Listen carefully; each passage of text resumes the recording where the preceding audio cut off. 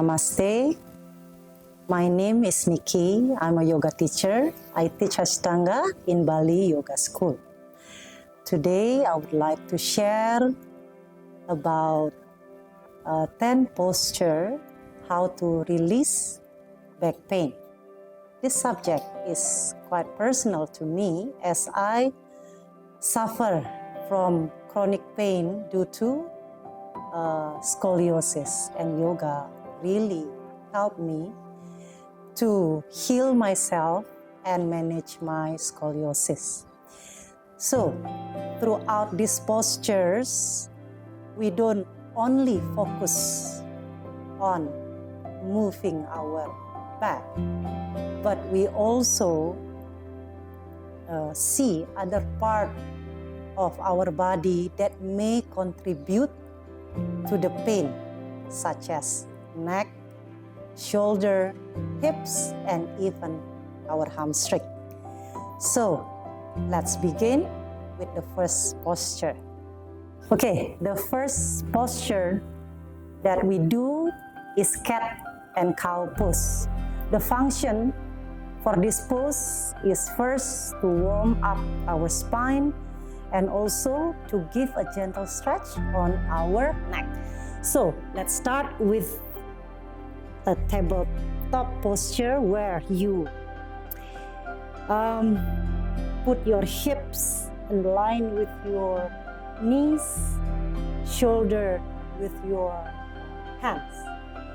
From here, let's start with 3 dynamic movement, and by arching our back and gazing forward on inhalation, then exhale, rounding your back, gazing down. Let's do 3 more rounds just to warm up and also observe where actually we really feel the pain. Then after 3 rounds, let's just hold the pose for 5 breaths. And then after that, let's do pushing and release back to your neutral tabletop position.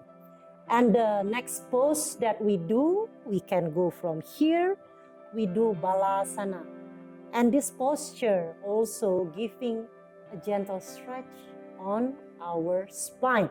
So we bring our hips down, and to add another deep stretch on our hips, we can open our knees apart and walking your hands forward, and we rest there. Good. And really breathe deeply and feeling the lengthen and creating space on the spine.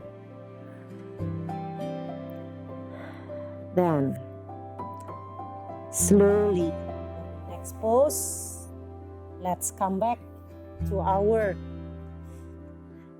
tabletop position. Now we will release any tension on our shoulder, neck, and also our upper back. Parsva Balasana. Okay, let's start with lifting, opening our shoulder. Let's do 3 dynamic movement. Inhale, exhale down, inhale. Now we will hold for 5 breaths. Really also paying attention to keep our hips in the center. Now extending our hands forward, resting our ears, and really feel the stretch, releasing any tension on your upper back, also your shoulder and neck. After 5 breaths, slowly find your way back to your neutral tabletop position. Then let's do the other side. Again, let's start with some dynamic movement.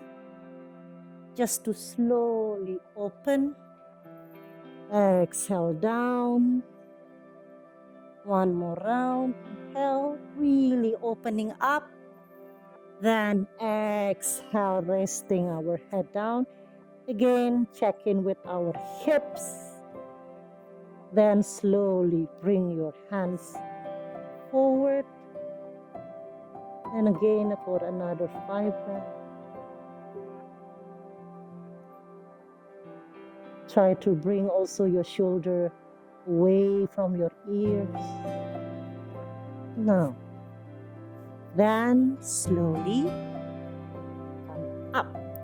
The next posture, we will do downward facing dog. In this pose, it's a stretching and strengthening at the same time. Our core, back, and our hamstring. So, now, let's lift our knees up, hips up, slowly pushing up. Now from here, where you really push your hands down, when you slowly bring your heels down, you can still bend your knee slightly so you can really focus to lengthen, feeling the stretch on your spine.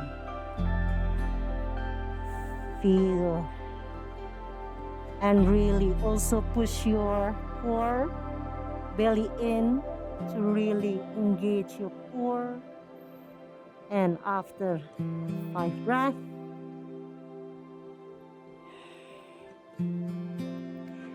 we can do the next posture now, Pigeon Pose. Now, let's crouch our right knee, then put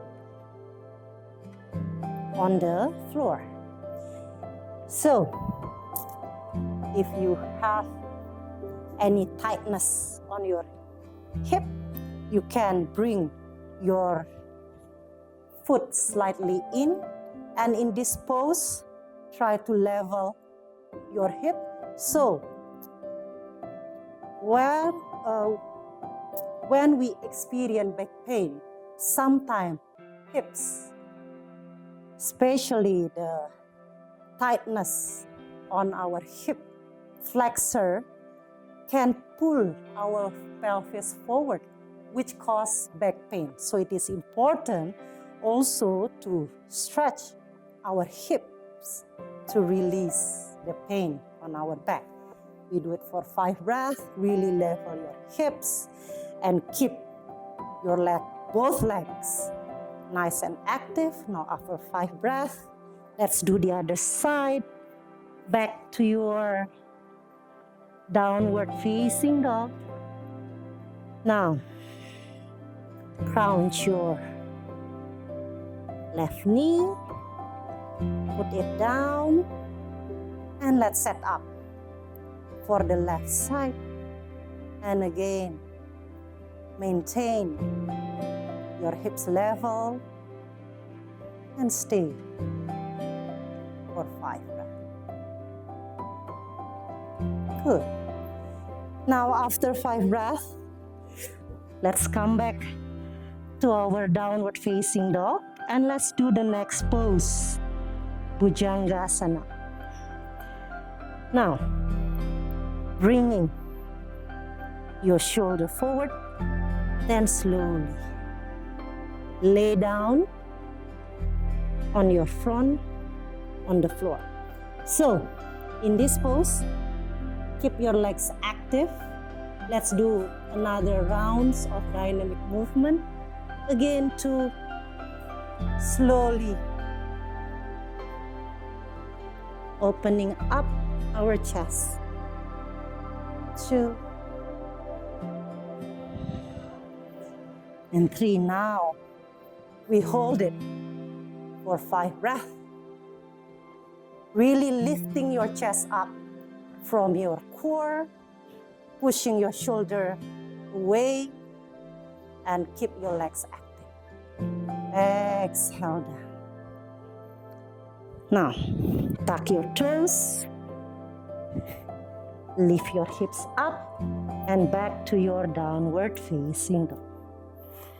Now from here, let's step to the front and lay down on your back. Now let's do bridge pose. In this bridge pose, we also working to strengthen, sometimes working with back pain. It's not just focusing on stretching and opening, but also strengthening at the same time.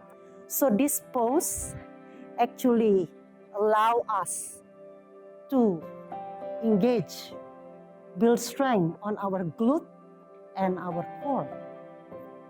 So after you bend your knee, you press your feet firmly to the ground. Keep your knees in, tuck your belly in, really engaging your glute. Belly in, then inhale slowly. Lift your hips up, press your chin down, and hold it for 5 breaths. Breathe. And exhale down. Now the next pose that is really good to come after this pose is reclining knees to chest pose. Apanasana. It's really good if you have any lower back pain to release any pain on your back. So you bring your knees toward your chest, grab your opposite elbows, push your chin down, and you can stay here for 5 breaths. Or you can rock your body side to side to give your back a gentle massage.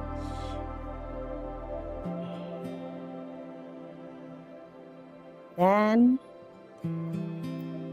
and release. Okay.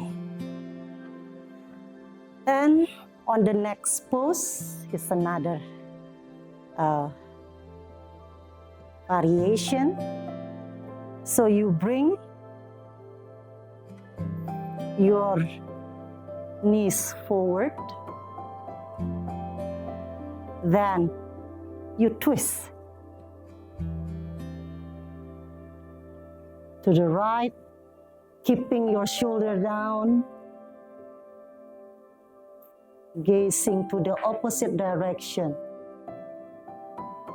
A gentle twist for the spine is really good to release any tension and bring the spine back to its natural curve. And release. Now inhale. Let's do the other side. Lift the other knees toward your chest and twist. Stay for 5 breaths.